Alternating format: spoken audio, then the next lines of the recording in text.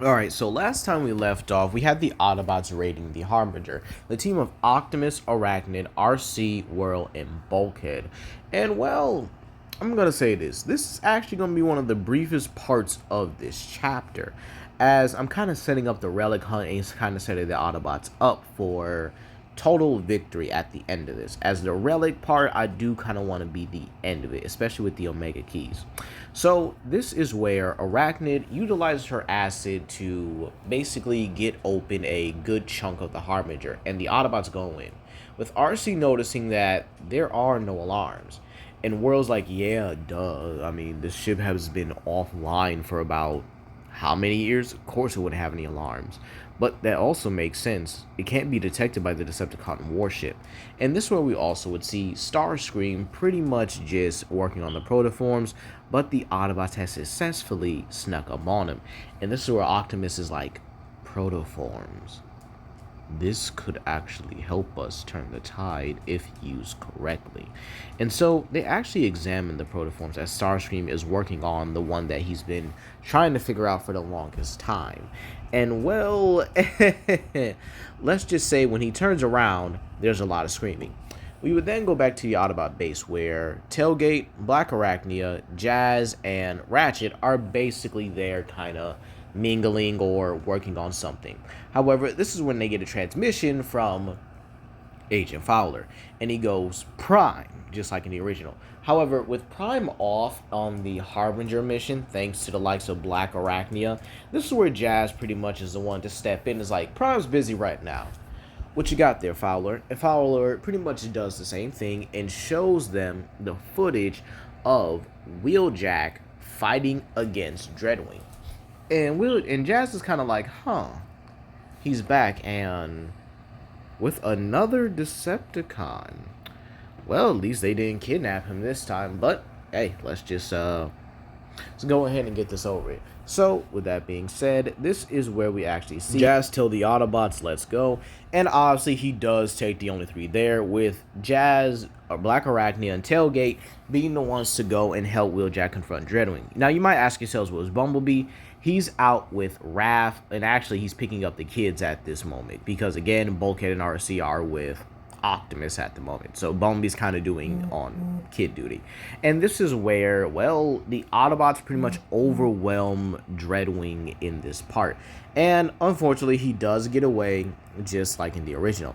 And so Jazz does turn to address Wheeljack, but considering the sheer fact that, he's not the one to kind of address the gas station incident, Black Arachnia is the one to pretty much call him a ruffian idiot for blowing up a gas station.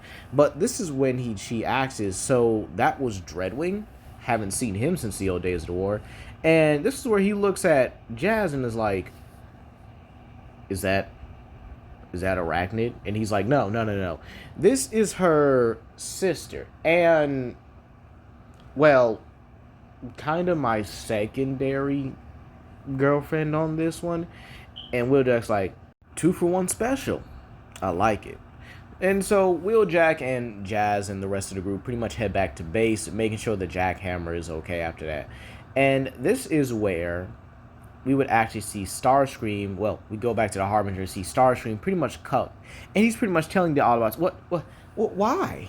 Why are you handcuffing me? I've done nothing wrong. I mean, come on. Wouldn't it be easier just to kind of leave me here and let me rot? And this is where Arachnid webs him up and simply states, you really think we're going to leave you here after all the pain and suffering you caused?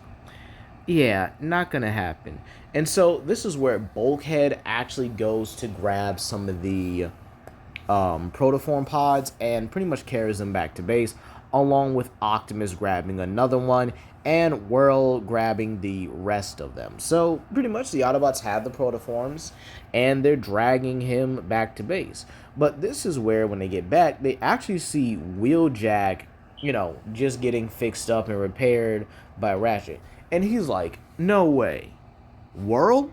Dude, it's been ages. How's it been, you lunatic? And he says, Wheeljack, my favorite explosive buddy. How you been? Have you found any other wreckers amongst the stars lately? And this is where, everything kind of gets explained. And Ratchet's like, wait a minute. You guys have Protoforms from the Harbinger. Wow, I guess we kind of should have searched that ship earlier. To which Arachnid is like, indeed, but you can thank my sister for informing us about these protoforms. But as of right now, we do have something to use in the proper hands. Oh, by the way, honey, here you go. And this is where Arachnid pretty much tosses Starscream right at Jazz's feet. And he's like, hi, now, I understand we don't have the best relationship right now, and this is where Jazz is like, oh, you have no idea what I'm about to do to you. See, I'm not gonna kill you, but I will maul you severely. And to which Optimus is like, you know what?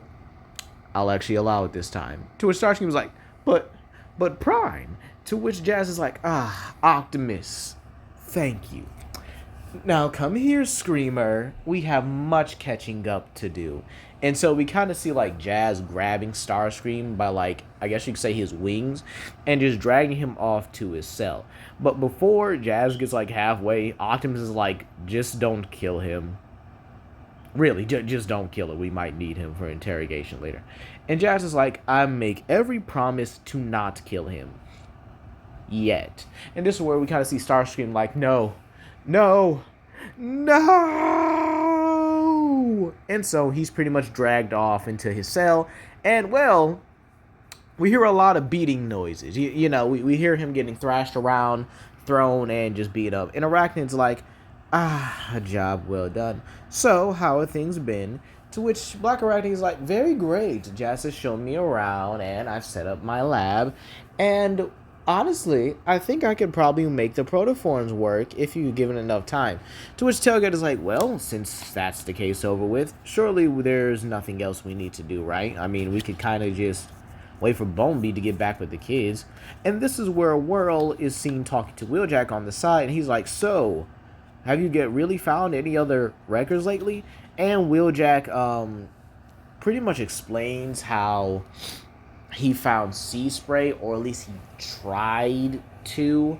But he does state he did find another amongst the stars, but unfortunately, he won't be here for quite some time. So, yeah. But I'll leave that as a surprise until the next part, if you will. But this is where we actually get the rest of the Loose Cannons episode, where Bulkhead, Wheeljack, and Whirl all go to confront Dreadwing, but that goes as in canon, as again, it was just a well-placed ambush. However, the difference in this timeline is that Optimus brings Black Arachnia and Jazz with him, and well, the three of them, or at least the four of them, that being Optimus, Jazz, Whirl, and Wheeljack, are the ones to distract Dreadwing. They actually buy enough time for Black Arachnia to actually disarm the bomb. And pretty much she does it with such finesse and such ease because of her intelligence. And she even calls it child's play. And she tells the others that Bulkhead's bomb has been successfully disarmed. And so, keep in mind with like 4 Autobots and now 5, Dreadwing is now on the back foot much quicker. And this is where they actually lure him under the crane, with Wheeljack simply just drop kicking him under there, and Optimus coming down from the top rope with the crane, slamming him down unlike the, well, like the original. However, with the bomb already disarmed, Black Arachnia decides to just web up Dreadwing, and well, this is their second Decepticon prisoner. And this is where Jazz simply states, well, you might as well get comfortable, buddy. You're gonna have a long time with your new cellmate. Oh, and by the way, did you know he's actually responsible for releasing your brother and causing his death? Crazy work, ain't it? But this is where we pan over to the Decepticon warship. And obviously, things are a little bit different in this timeline, where it's not quiet. And the reason why is very simple. Everyone's favorite D1 nut and bolt glazer Nugnut is straight up asking Megatron if there will be any repercussions for Dreadwing's disobedience. To which, this is where Megatron simply states that if Dreadwing is not responding, he is likely dead or possibly captured. Very unlikely, but unfortunate. So this is where Shadow Striker interjects. It's like, so that means you'll need a new second in command sometime soon, correct? Perhaps we should actually put it on a wager. And this is where Hardshell simply states, yes. How about we use the Relic Hunt to determine who will be Megatron's next second in command? And this is where Megatron thinks to himself, and he's like, actually, that's a good idea. Okay, Hardshell, I see you. Okay. And he's like, yes, we will put it up to the test. Whoever claims the best relic will be my second in command. And this is where Lugnut goes on his tirade, saying that, yes, Lord Megatron, I will not fail you. I will claim the best relic and earn your title and earn a chance to be at your right-hand side. And this is where Shadow Strike is like, dear God, why? Why did I even suggest this? Why did Hardshell even back me up on this? We never should have said anything. Now, back at the Autobot base, this is where the Protoforms are simply being examined. Starscream's work on one of the Protoforms has just been completely undone. And even Black Arachnia, who's actually the one that's examining the Protoforms, calls what Starscream did child's play. He could have cloned himself if he wanted to. Kind of surprising that he didn't, but maybe it's because he couldn't trust himself. But then she thinks to himself, wait, could she clone herself? Nah, it wouldn't be worth it. What about Jazz? Nah, or the other Autobots? Nah, they wouldn't be worth it either. And this is where she actually sees the kids roaming around. And this is kind of like her first time meeting the kids, because Bombi just got back. It's like, children, I have a wonderful idea for you. My name's Black Arachnia, but I wonder if you guys would like to go to the zoo and actually help me with something. And that's where we're going to leave it off here, you guys. What is going to happen? Who are these Protoforms going to be turned into? And let me know what you guys think down below about this chapter. Be sure to like, subscribe, and share with your friends, and I'll see you guys later.